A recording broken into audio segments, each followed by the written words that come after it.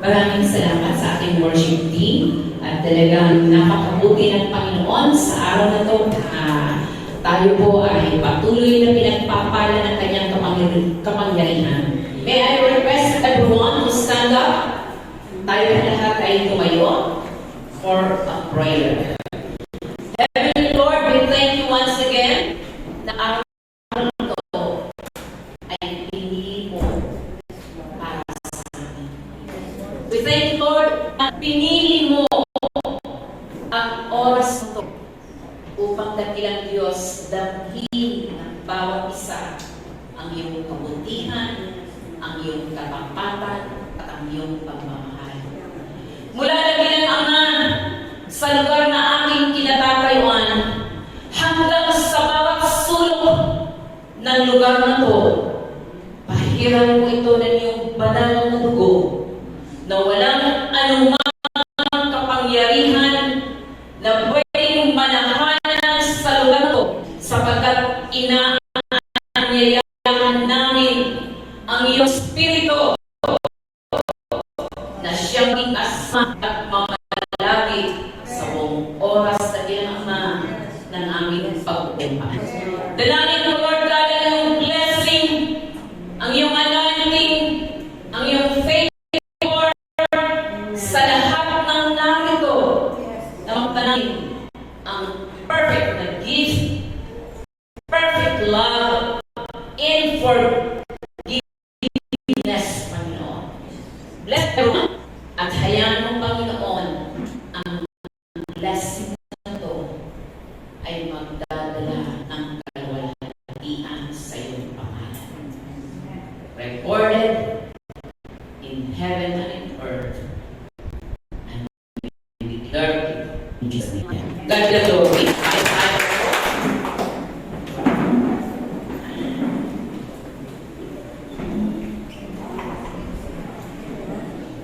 Maraming pong salamat. At napaka-bless po ang buong buwan na to sapagkat ito po ang tinatalakay tungkol sa kabutihan at kadakilaan po ng ating pong Panginoon. Kaya hinihiling ko po sa inyong lahat ang inyong pakinig, ang inyong panangin, ang inyong pandama. So right now, I'm going to speak in Taglish sapagkat every time na ako po ay tumatayo, lagi ko po ini-invite ang taong ito na mahalaga sa puso ng Panginoon. Though every time na mayroon tayong service, I'm inviting him to attend the service, but all the time, ang lagi niyang tanong, ikaw ba ang mag-speak? So siguro ang hilig niya, pag ako lang ang mag-i-speak dahil ako ang nag-i-invite sa kanya. So, siguro, I encourage everyone na tumatayo po rito na lagi po natin itong imbitahin. So, it's nice to see you this day, Tito Ricky, to be with us this morning. God bless. So, kaya sa kami po mag-Taglish ngayong umaga. So, our topic for today, meron na po ba? Okay. Say to it, ayan. Our topic today is the power of receiving Christ. Yung kapangyarihan ng pagtanggap po namin sa ating pong Panginoon. So my theme is about all power, credits at the cross. Lahat po ng kapangyarihan na yan na tinanggap po natin o tatanggapin po natin from, it's because we receive Christ in our heart. Kapag tinanggap po natin si Kristo, meron pong kaakibat po yun na kapangyarihan. At ang kapangyarihan, this power, lahat po yun, ang credit po noon dito sa story na to. Begins at the story sa cross na yan. So marami pong ano yan. So like introduction, the meaning of power in Greek is iparkeio. Magkaiba po ito. There is a big difference from Acts 1:8. Sabi niya, you shall receive power. After that, the Holy Ghost comes upon you. Ang meaning po ng power na ito is iparkeio, nang ibig sabihin to be strong enough. Kapag sinabi pong strong enough, matatag, matibay, enough to stand, and every challenges na kakaharapin ng isang mananampalataya. Once we receive Jesus Christ in our heart, this power is a promise of God na ang sabi niya, strong enough. Enough po ito. Sabi niya, for and so to work of or to aid. Pag sinabi mo, hinahina ka na, wala ka na nakasulok, this power will sustain you. An aid, tulong sa'yo para alin, kayanin mo ang lahat. The life of a Christian, full of challenges. Pag-isip mo pala sa umaga, challenge na kaagad sa paligid mo, sa sarili mo. It's a big, big challenge. Pagtingin mo pa lang sa loob ng tahanan, paglabas ng tahanan, outside your home, hanggang sa workplace na meron ka, it's a big, big challenge. Pero ang tanong, kinakaya mo ba? Kakayanin mo ba? That's the meaning of power when we receive Jesus Christ in our heart. Okay, sabi ni Paul, I can do all things through Christ. Dahil po sa Panginoon, kakayanin niyo ang lahat ng hamon. No one can crush you down. And that power is enough for you to stand up, for you to live up victoriously dahil sa Panginoon. Hallelujah. Sabihin mo, yes, katabi mo, that power belongs to you.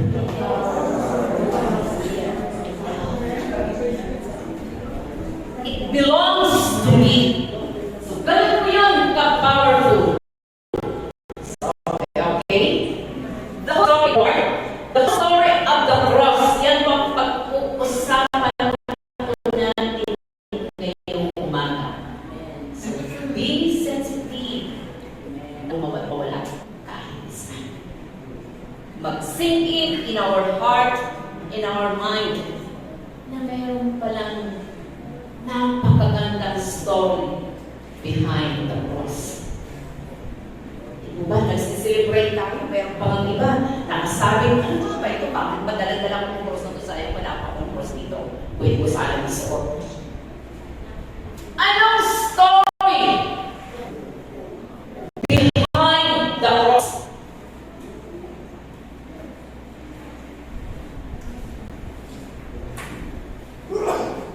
So, pag-uusapan ko natin ngayon. Okay? Coming forward. At the cross, the beginning of the greatest na story. Nagsimula po yun sa Gethsemane. Isang prayer na sabi niya, let this cup pass from me, not my will, but thine be done. Grabe. Ganun pa lang story ng cross. Nagbago, pinuno ang cross na yan. Nagsimula po ng panalangin. Sabi ko ng Panginoon, nang siya yung kalungkod, Lord, let this come from me, not my will, thine be done. So the story of the cross not only begins in Gethsemane, but it begins in heaven.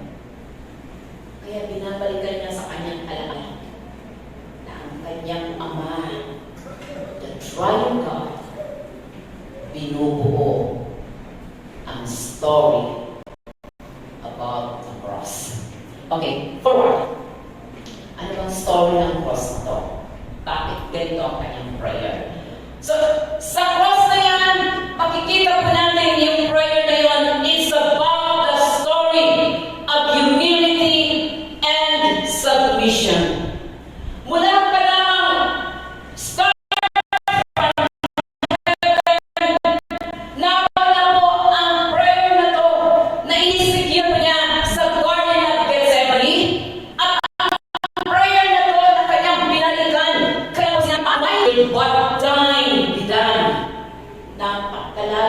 submission na ibibigay niya sa kanyang Ama.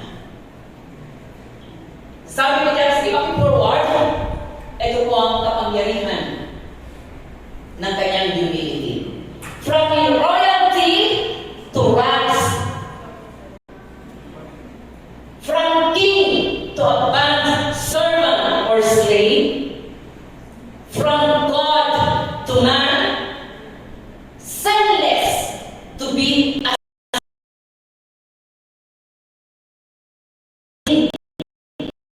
for us. That's a powerful humility and surrender that will make us powerful of the relationship before the Lord. Ito ba? Ang humility royalty. Uhubahin niya ang lahat ng kanyang mga pates. Belongs to a royal family para maging basahan lamang sa paningin ng mundo. To a king para maging bond servant to lahat. From God to man. Bakit? Kung hindi niya ubalin ang kanyang pagdaliyos, walang mamamatay ng Kristo sa cross ng Calvary. Bakit? Walang God na mamamatay. Kailangan niyang dumaan sa pag-iiwan.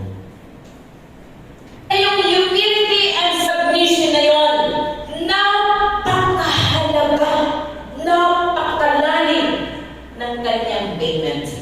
Di po ba tayo nagre-reklamo na tayo, oras na lang?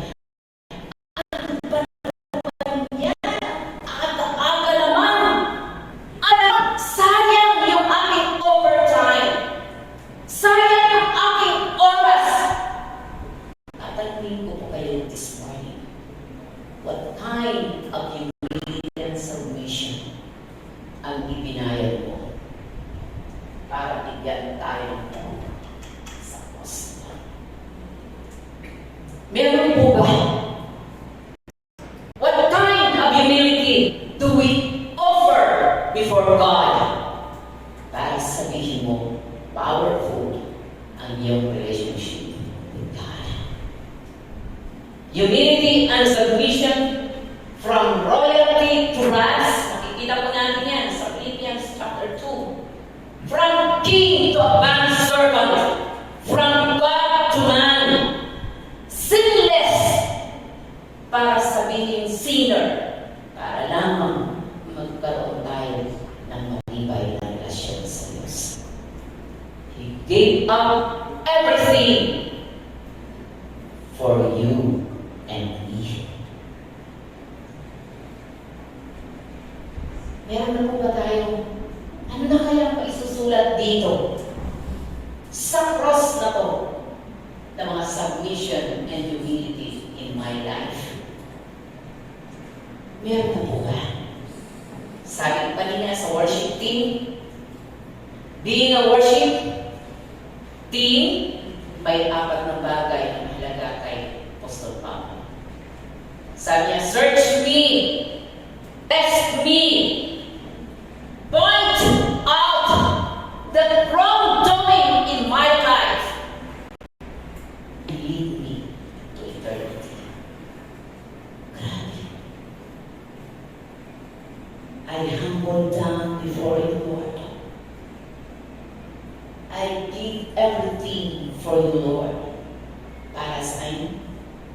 Sabi na ni Pastor Dante, para magkaroon ka ng accreditation. Tama ba?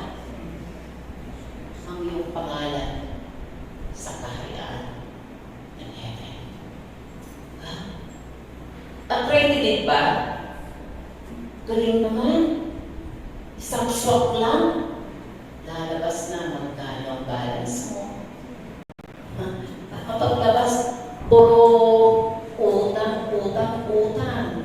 Ang dami ko palang babayaran ng humility and submission. To God be all the glory. Pangalawa, the second one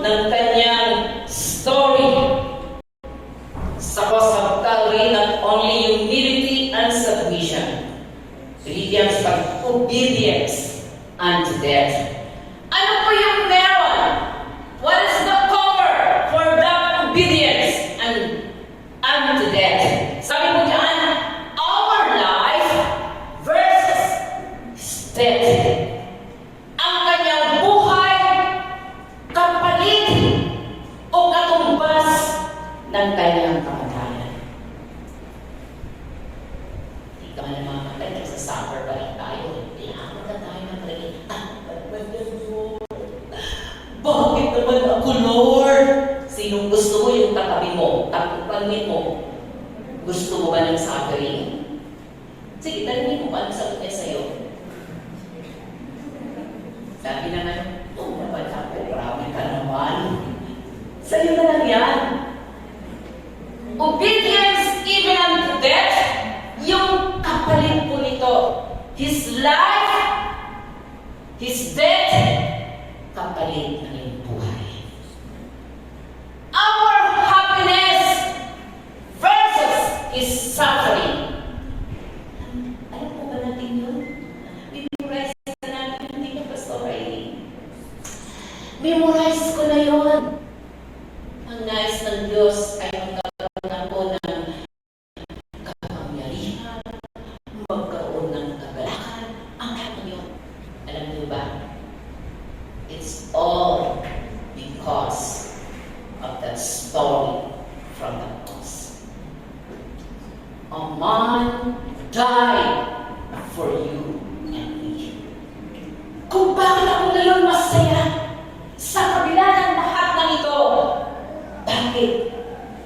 His suffering makes me happy before the Lord. Hindi mo palang nagpapasaya sa iyo yung girlfriend mo, yung boyfriend mo, yung salary mo, yung lahat ng iyong tinatanggap at tinatamasa. Hindi po yan yung reason kung bakit ka masaya ngayon. Masaya ka ngayon. It's because of the suffering that ginawa niya for you and me. Sabi ng Bible, He suffered for you that you might have life in Jesus.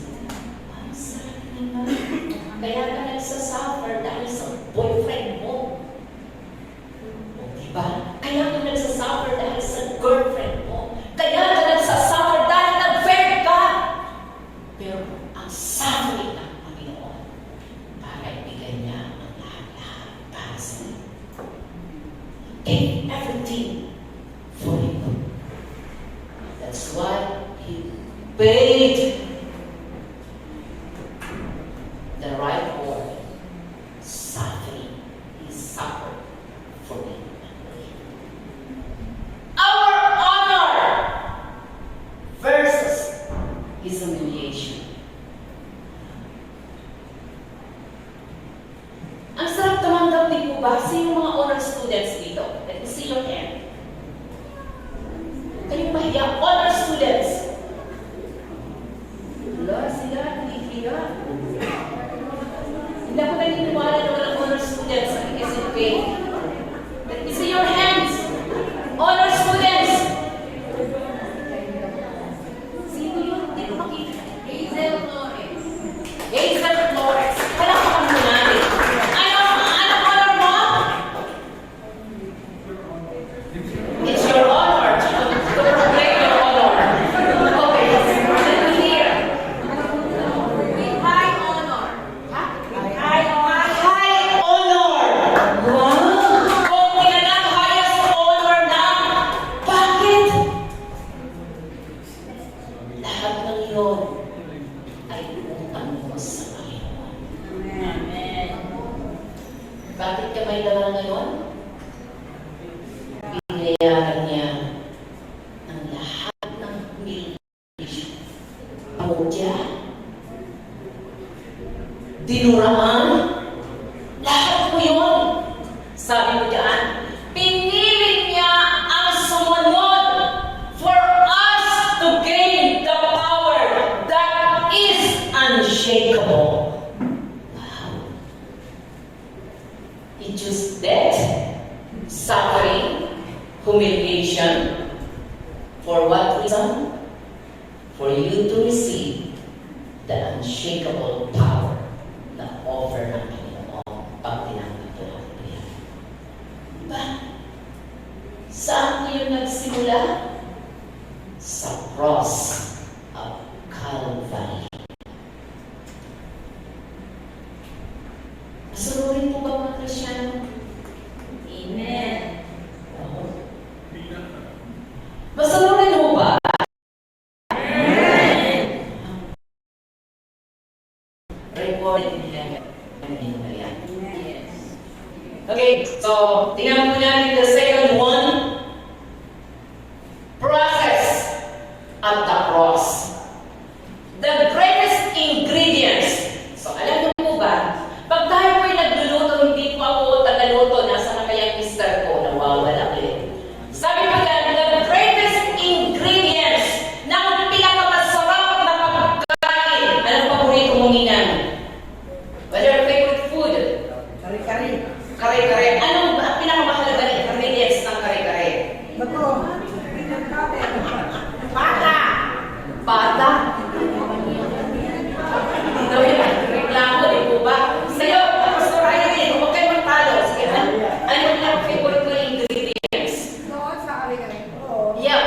Peanut butter. Peanut butter. So, hindi matatawag na kare-kare yan without peanut butter. Okay? Pastor Jerry, favorite food? Ulam lang.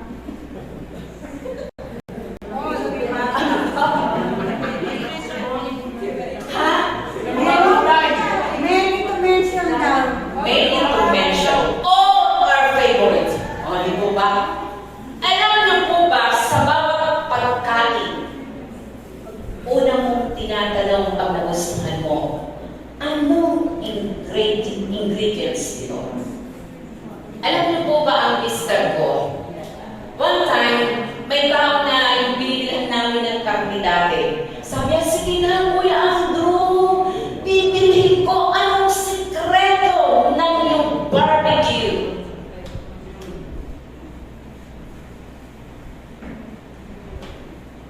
Tingnan ko natin the process sa cross para maging powerful yun. To make the offer powerful and forceful. Okay, Matthew 26, yan po yung ano po natin. Number 1, unconditional love versus betrayal. Grabe naman yan, di po ba? Pag tinignan po natin ang Matthew 26, 20 to 25, you will understand what's the meaning of unconditional love. Bago po nang tinatawag na Last Supper po ng ating pong Panginoon, tinawag niya ang lahat ng kanyang mga disciples. Okay, dito tayo. Prepare tayo ng pagkain. And while preparing the food that night, sabi ng Panginoon, isa sa inyo ang magkakanlo sa akin. One of you will betray me. Sino kaya sa kanila? Ikaw ba yun? Tanungin mo, katabi mo. Ikaw ba yan? Sabi, ikaw ba yun?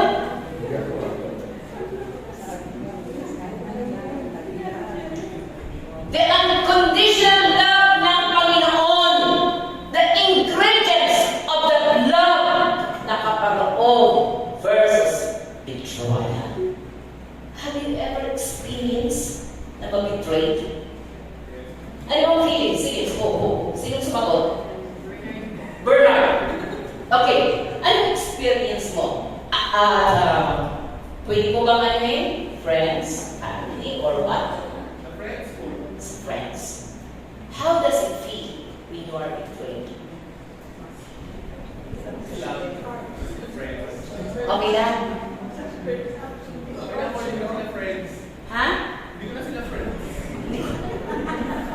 Tingnan mo So, love versus anong kapalitan? Ikis na kita ngayon. Tingnan mo ang ingredients ng Panginoon. Love versus betrayal. Ganito kami. Sabi ng Panginoon, one of you will betray me. At tanong naman, Lord, sino mo ba sa ako ba yun? Sabi ng Panginoon, one of you will betray me. The second one, na pag-approach ng Panginoon just to show the love for Judas. Ang sino man magiging kasabay ko ng pagsasawsaw na ito, alam mo yung revelation ng Panginoon, He revealed everything just to touch the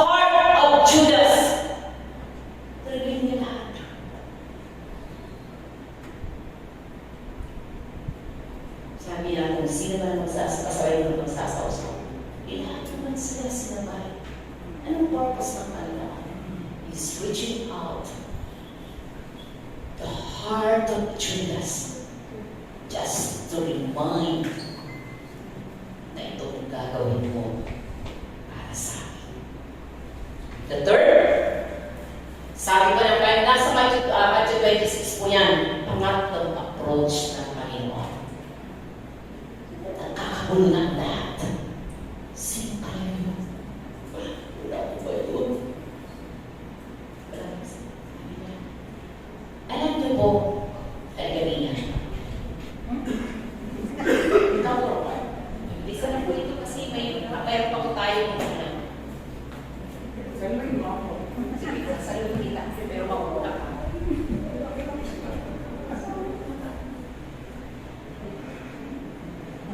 Nagbubulo. Narinig niyo po ba yung sinabi ko? Hindi. Anong purpose? You can go down. Anong purpose? Why you did not hear the words na sinabi ko sa kanya?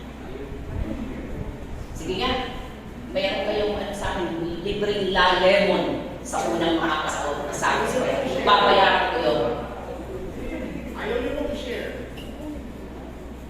It's a secret. Ayaw niyo pong i-share.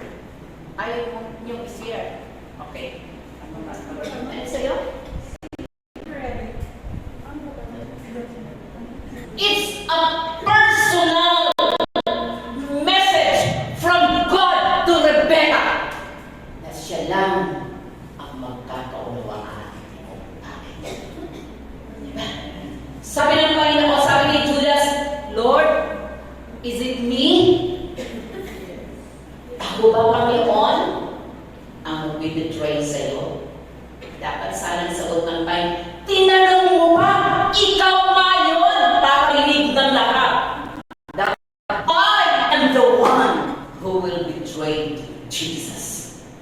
Pero tingnan niyo, why God protect Judas? It's because of his unconditional love. That's the heart of God. Pinotektahan niya si Judas, siguradong kukuyugin siya ng 12 apostol. Napakano mo? Diba? Yan ang natural na magiging reaction nila.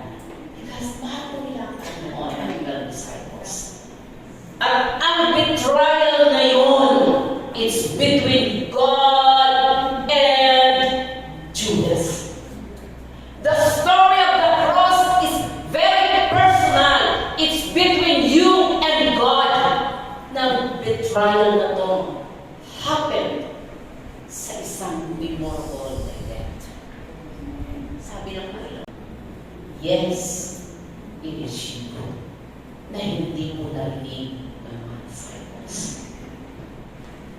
Sabi natin, ano lang yung kwento na to, ha? Lumampas sa iba. Ating tingnan po ito. 10 na sila na nakakaalam ng ating na na betrayal. Pinatay na nila. But what had happened? Ang betrayal is between God and Judas. He protected Judas just to reach out the heart, the heart of that sinner. Bakit? Because of that unconditional love. Palakpakan mo natin.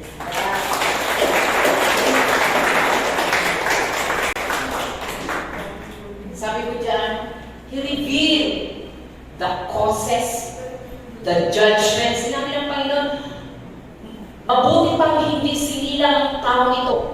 Di ba sinabi niya yun? Woe for that man. Pero pinili pa rin niya itong kauli. Nire-reveal niya kung ano magiging judgment. Sabi ko dyan, but the Lord choose to be betrayed. Why? Because He loves you and me. Meron po bang greatness story about the cross.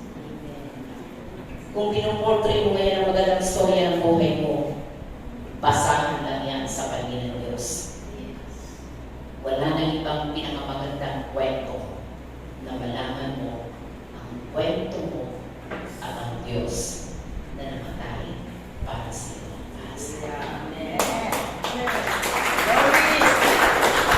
Okay. Number 2.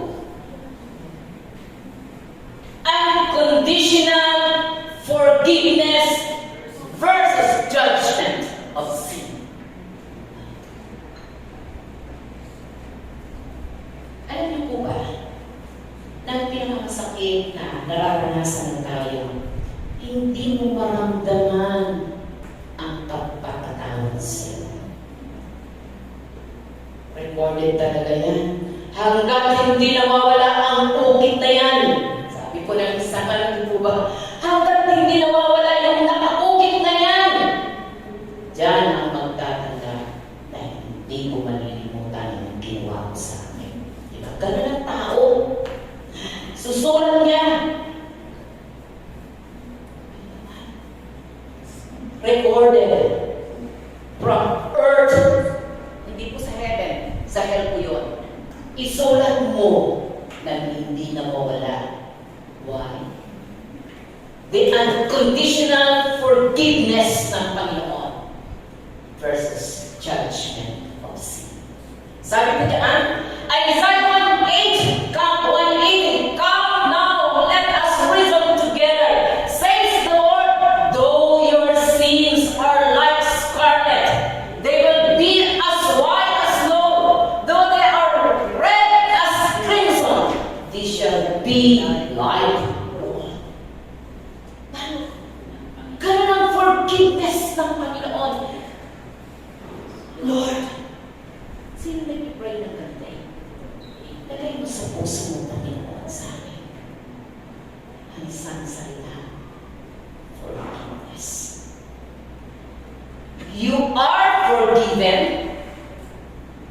Matututunan ko natin what's the meaning of forgiveness to other. Forgiving to other. Bakit? Nabubuhay tayo because of that forgiveness. Matibay ang relasyon mo ngayon because of that forgiveness. Masaya ka ngayon because of that forgiveness. Bakit? Ang sabi ng Panginoon in Hebrews chapter 8 verse 12, for I will, sige, paki-forward, gusto ko nababasa ko ito. For I will be merciful toward their iniquity. Ano bang kasalanan mo?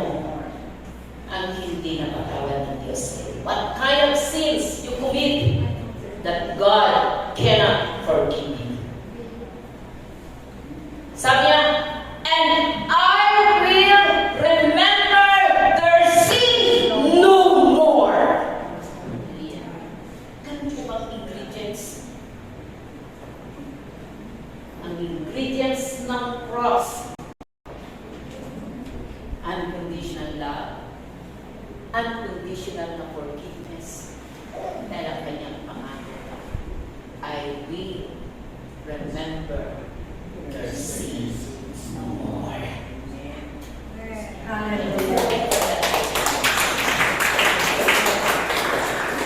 I am blessed na ako'y pinatawad ng Panginoon. Kaya kalulungkot ka, di ba? Bakit hindi ko kaya kanino pa? Sapagkat pag inisip po natin, sige, mamaya ko yan.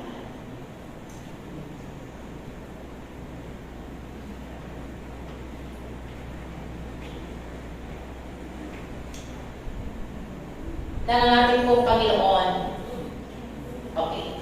Sa Matthew 26, ito pa rin po yung continuation. 26 to 27, it's about ng kanilang kumakain na sila. Yung pagkain nila. Sabi ng Panginoon, take all of you. Eat. Dine with me. Pinili po niya ang mga disciples, ikaw lang. kasi ano ka, matuwid ka. Ikaw lang kasi perfect ka. Ikaw lang kasi napakalaki mo magbigay. Ikaw lang kasi ang ganda-ganda mo. No. Yung suffer na yun, inanyayahan niya ang lahat ay mag-partake. Pero, meron siyang paalaala. Ang dali ng Panginoon mo ba? Sabi niya, kalimutan ko yung iniisip mo yung Judas na ipagkakalulunga ko. Willing akong mag-forgive, willing akong mahalin ka.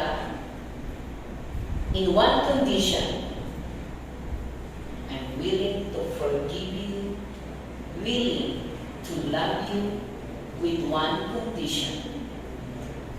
You are going to dine with me. Ang puso mo ay magiging maayos sa Panginoon. Alam niyo po ba, sabi ko, dapat pa ng pastor ako mauna sa'yo na nag-preach. It's about communion. Sapagkat communion will remind you and me. Ano ang kalagayan mo sa harapan ng Panginoon? Remind your relationship with God. It will remind who you are before God. It will remind your standing before the Lord. Sabi ng Bible, take all of you. Pero ano kanyang sinabi? Alalahanin niyo na hindi ito. It will not be obligation. Na-partake sa mo ba? Na-partake sa inyo na sumama siya. Pero ano naging niya? He condemned. Kinulinan niya ang kanyang spirit na nagdala sa kanya ng kamatayan sa tinatawag the blood. Nauna siya nag-offer ng sacrifice ng blood na hindi accepted sa Panginoon. Ang purpose ng Panginoon sa ingredients of blood, sabi niya, for us, forgiveness that none be lost. Anong ikita dyan? Okay. Siyan mo yung dahilan. Ang purpose ng forgiveness ng Panginoon na unconditional that none be lost. Tapitin mo sa sabihin mo, ayaw niyang mapahamak ka.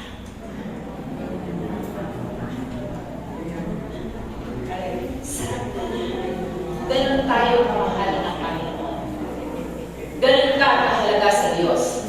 Ayaw niyang mapahamak ka. Okay. Number 3. Thank you, Bernard, at Nantelos.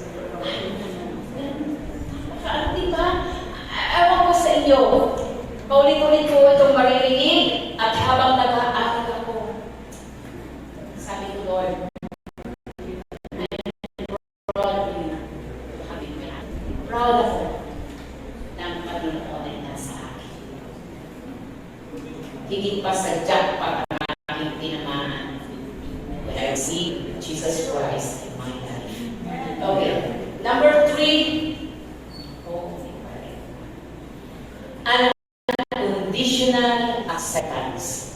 So, ang meaning po ng analgo natin ng John 1:12-13, sabi ng batas minute. Sige, pakikode nga. Nagdala ko. Pastor Raizel, John 1:12-13, pakikode.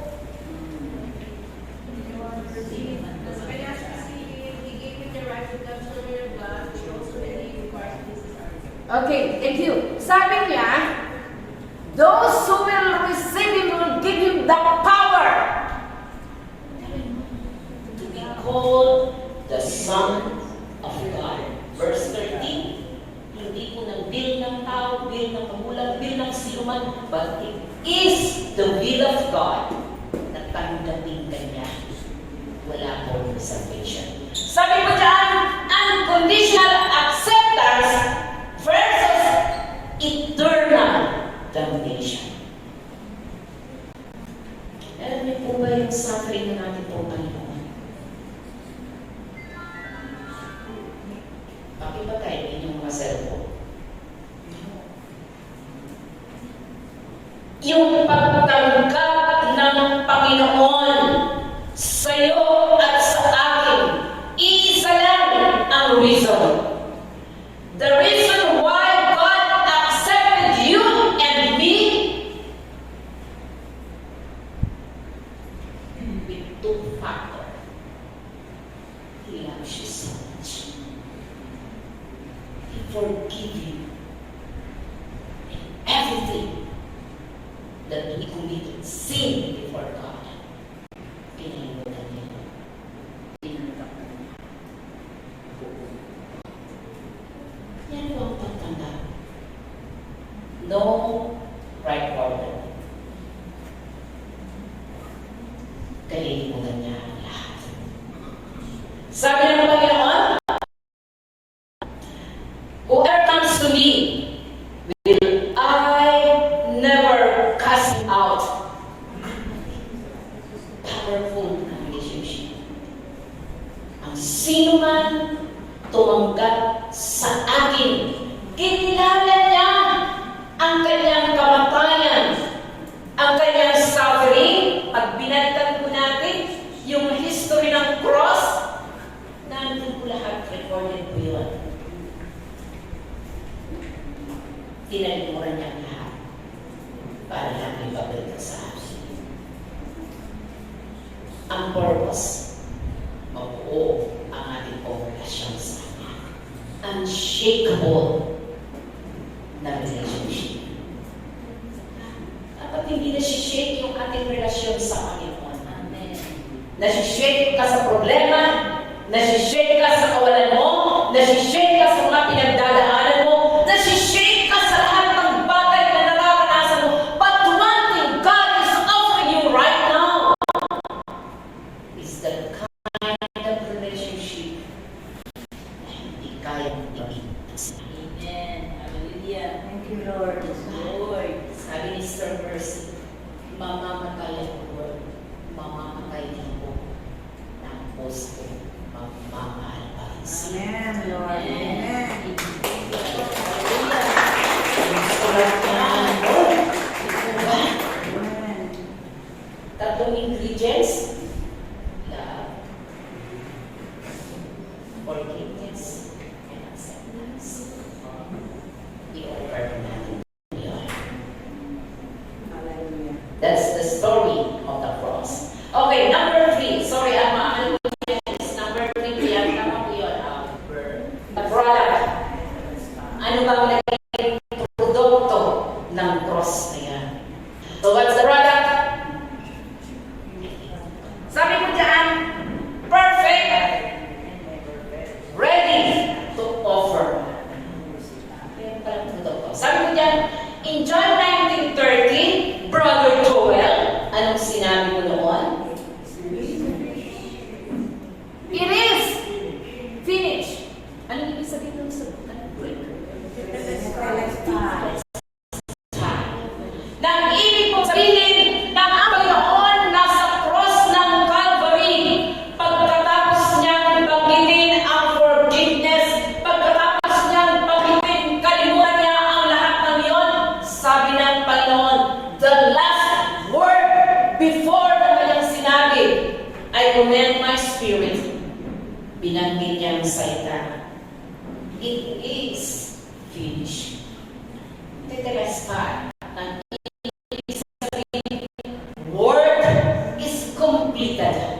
Bring to an end lahat na ginawa sa iyo ng kaaway. Lahat ng kahihiyan na pilit dinadala ka ng kaaway. Pilit na minamarka sa ating buong pagkatao. Sabi ng Panginoon, it is finished. Completed.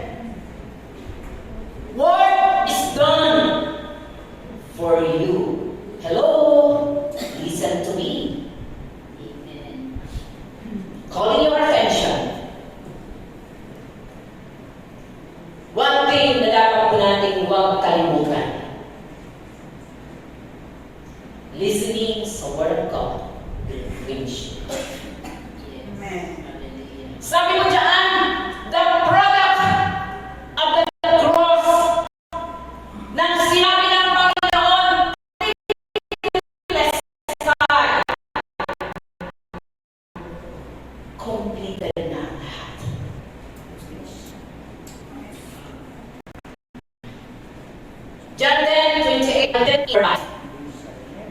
They shall never perish, and no one can snatch them out of my Praise hand. God.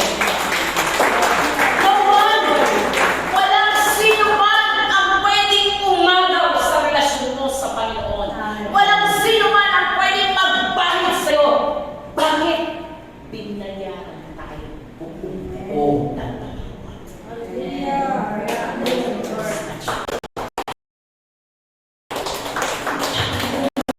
Mayroon natin sa asin. Tayo dapat ang kawin ng sima. Dahil ang kanyang pangako, walang sima. Walang sima ang pahanos niya. Kung ikaw ang magpapalo, mamarkahan kita na hindi ikaw ang magpapalalo sa akin sa Panginoon. Sabi ng Bible, no one can snatch them out of my hand. Nakasarap. Thank you. Amen. Hallelujah. Ano mo ito ng Tetes na ito? Sabi niya, it assured in His word. Okay, forward po. Tatlo po yun, natin niya. Assured in His word, hindi ko ang nangako. Friend ko, hindi na ako ang nanay mo, hindi na ako ang trabaho mo, hindi na ako ang sino man sa'yo, hindi minsan ang asawa mo. Ang nangako sa'yo, hallelujah, assurance. God says, no one can snatch you. Secure in His word, completed. Nagpapakapagod tayo, magpakapagod tayo sa Panginoon. Amen. Bakit? Ang kanyang pagpapakapagod na halos blood ang tumutuang while praying and sinabi niya, Lord, let us come back from me. Makakagapkap na dugo. Bakit? Gusto niyang secure tayo sa iyong kaligtasan. Habang mo ba natin yun? Habang nanonood tayo while watching Passion of the Cross, umiiyak tayo for a time. Pero yung luha na yun ng Panginoon, blood recorded mula sa lupa hanggang kanita. Nag-pacify para bigyan ng si Esther, you are secure in my works. Mga company ngayon, bibigay ng assurance, 10%, 50%, 20%. Kaya sa is 100% assured, secure, and empowered. So anong kakailangan nyo? Hindi ko na i-explain empowerment dahil alam kasi ano pinag-aralan ko natin yan kay Pastor. So may conclusion. The story of grace, pure and inevitable. Bakit po hindi po natin ito makapasan? It talks about God and you. Not sa cross, kundi it's about God's love, forgiveness and acceptance. It talks all about you and me. Inevitable yun. Hindi isara ang libro na yan na nagsasaad kung sino ka at ano ka at kung paano ka pinayaran natin kung Panginoon. So it talks about you and God. About His love and forgiveness, His acceptance, everything. It talks about you and me. Nandun na ang story. Sabi niya, don't ignore it. The offer is powerful and effective for all races and languages. So you are not exempted for His offer. Sige, paki-forward. The choice is in our hands to accept or reject that story. The time is running out. Don't ever waste it. It will never come again. Now. Now is the time for us. Now. Now is the time. Not tomorrow. Sabi ko dyan in Proverbs 27 verse 1, don't brag of tomorrow, for tomorrow is another day. God bless you. Amen. Kaya glory. Salamat sa Panginoon. Naway maalaala po natin ang araw na to. The reason of your existence and the reason of my existence. It's because of that story from the cross. Punong-puno ng ingredients ng ating Amen. Thank you, Lord. Tagalog po, glory. Hindi na po ako nagpapatanggap kasi nagpatanggap na po tayo last week. And may the Lord bless us today na huwag po natin kalimutan ang mga kanyang ngayon. Hallelujah. Tayo po lahat ay tumayo. Lord, i-bless mo ang bawat salita. Pagpalain mo ito sa puso ng sinan. Bless it in our heart, in our mind, in our spirit, that we may understand your will, your words, and purpose, your plan in our lives, Lord. Hayaan ng Panginoon na maging paliwanag ang kabuuan ng kwento sa cross ng Calvary, na ito'y tumutukoy sa amin at sa iyo. Naway maging pagpapalang hatid ng araw na to, hindi masayang para sa iyo. Pagbalangin mo ang bawat hakbang ng iyong pagliligtas, na tanggapin kanila sa puso, sa isip, sa kanilang buong pagkatao, ng iyong kamatayan ay ibinigay mo upang kami ay magkaroon ng buhay. Purihin ka, piniling ko ang lahat na ito kay Kristo Jesus na aming Panginoon. Amen.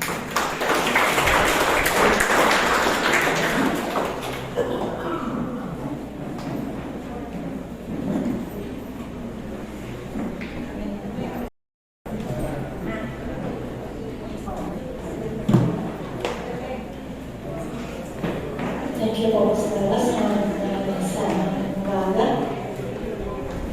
Welcome na po tayo sa ating announcement.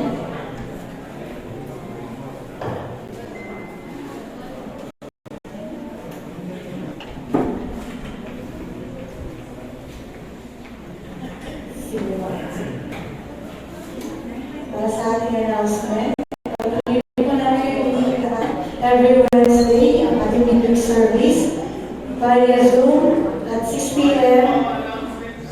live po sa SMK Christian page at ang tabi po dyan is Acts, tama po ba?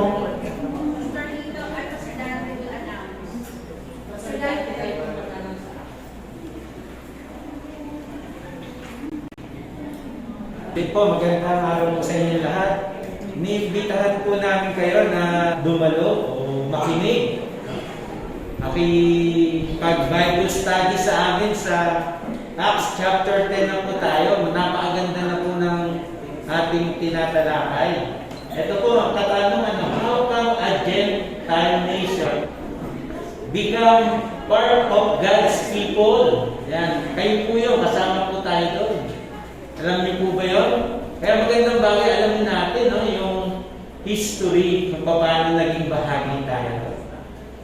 What assurance do we have in Acts chapter 10? Mapag-aaralan po natin yun doon. Kaya let's find out in our midweek Bible study. See you there po. God bless you po. Ganun din po every Friday ang ating prayer meeting at 6 p.m. via Zoom live at SMK Christian page. Yan po ang ating topic for the month of July. July 21, the extravagant giver by Pastor Brother Herbert C.B. And July 28, Jesus Will Always Be by Pastor Hazel and Sister Mary Palomeno. Salamat po sa nag-usher at Marshall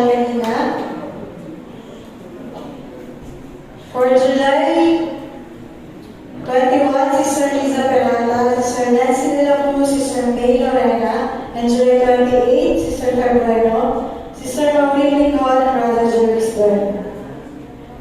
Ngayon po, sa ating offering verses, next Sunday po is July 21, Brother Harold C.B., and July 28, Brother Jordan Marcos.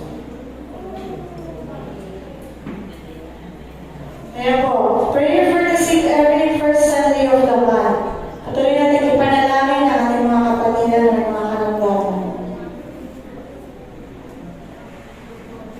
At ang ating face-to-face prayer meeting every last Friday of the month na yan, 4 o'clock to 5 p.m. dito po sa SMK Church. Ngayon po, huwag po muna kayong aalis at ating financial report by Pastor Jerry Rodriguez after the service. Ngayon din po, ang mga accountability leaders, meeting po after the service din po with Pastor Liza Lee. Ayan, may iba pa po bang kalagdagan para po sa ating voluntary pledge? Nag-start na po ito ng Sunday. So, may lalagay pa po ba? Pastor?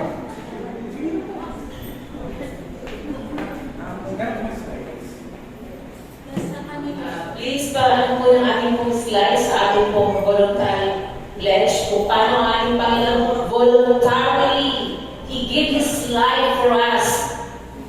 Voluntary din po. Wala pa? Okay. So, last week, nagkaroon na po tayo ng ating pong mga pledges at ang need po natin is 2,000 something ang ating pong kailangan. At na-raise po natin ang 1,000 hindi yung na-raise natin. 101 ang na-raise po natin. And that is payable starting na po last week hanggang sa second week or third week ng December po yun. So, napakaliit pa po ng ating pong need, kaya welcome pa rin po na mag-pledge ng lahat. Okay, meron pa po ba? Ituloy po natin ang ating pledge. Meron pa po kami gusto magbigay? Okay, Sister Mercy Duaso, ilan po? 2,000, pakipili, please. Mercy Duaso, 2,000. Dante Borlagdan, magkano? 2,000. Pastor Alex, 2,000. Who else?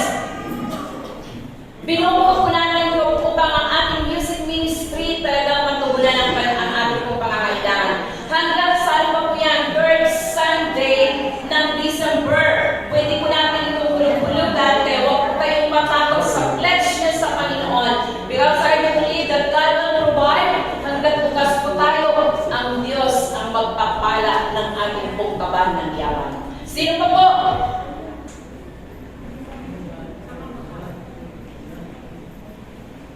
Hanggang ano po yun? Okay, sino pa po ang pwedeng mag-pledge? Meron pa po ba? Nori, magkano? 3K? 3,000 Nori Madrigal. Wala po naman. Okay, sino pa po?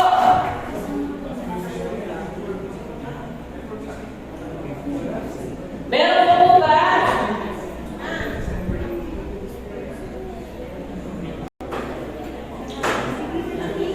Ayan. Mga pahabol na lang yan. Sige. Okay, sige. Sino po? Meron pa po ba?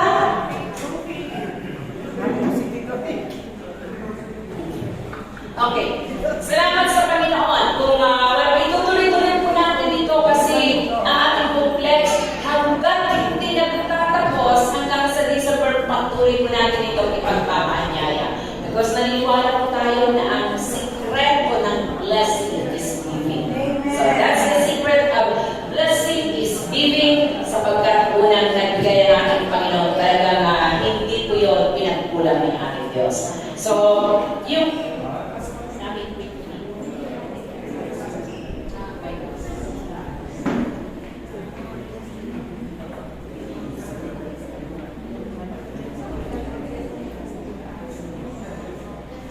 Okay. Meron po kami additional sapagkat alam po namin na talagang malaki. Actually, computation lamang po yan. Ano lang po yan, hindi pa namin talagang ito po yung talagang pinaka-amount. Pwede pang tumaas. Kaya, we're preparing ang church na magbigay po tayo ng solicitation sa mga friends, sa mga kaibigan po natin, to raise these funds para pagtapos ng taon, kompleto na po ang lahat ng ating need.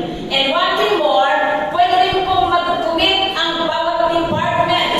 So, kung ang department nyo ay YA, Young Couples, Young People Center, you can commit kung ano ang gusto nyo dito piliin. So, kung meron po kayo mga friends and mga kaibigan nyo, kakilala nyo, na sa tingin nyo, willing po silang maging part sa gawain, magbibigay po kami ng letter, pero ito ay may control number. Okay, thank you so much sa pakikinig, and God bless everyone.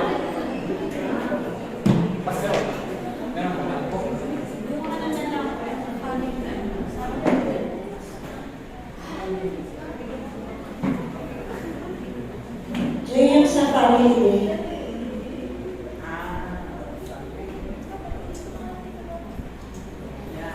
Ayan po ang ating Happy Family Day sa August 4. Kaya huwag po kayong mawawala at paki-join po tayo. Sige po, kung wala na po. Nagkasali ng announcement kasi para makapag-ready po. Umalis po.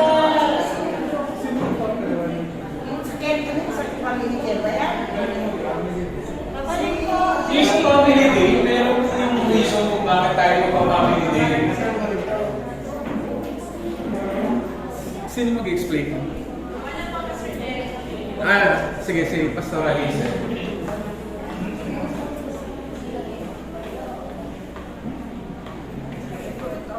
Alright, so magandang umaga po. Ang church po, we have a community outreach. Ito po yung tinatawag nating family aftercare. Ito po yung mga ginagawa nating ministry outside the church. Yung mga family po na pinupuntahan ng grupo po natin ay nagbabago-study po tayo doon sa mga naging drug surrendering. At in-endorse po ito sa ating barangay. So we are properly endorsed by itong ating barangay dito, Marikina Heights. Ngayon po itong family day po na ito, this is for them. Pero we will be needing your support para po makita nila, ganito pala yung church. Diba? Ganito pala yung church ng Sambayan Cristo. So magkakaroon po tayo ng family day po dito. Tayo po yung mag-host para po maramdaman nila kung gaano po ka-welcoming. Hindi nyo nga ng katabi niya. Napaka-welcoming ba niya? Napaka-accommodating ba niya?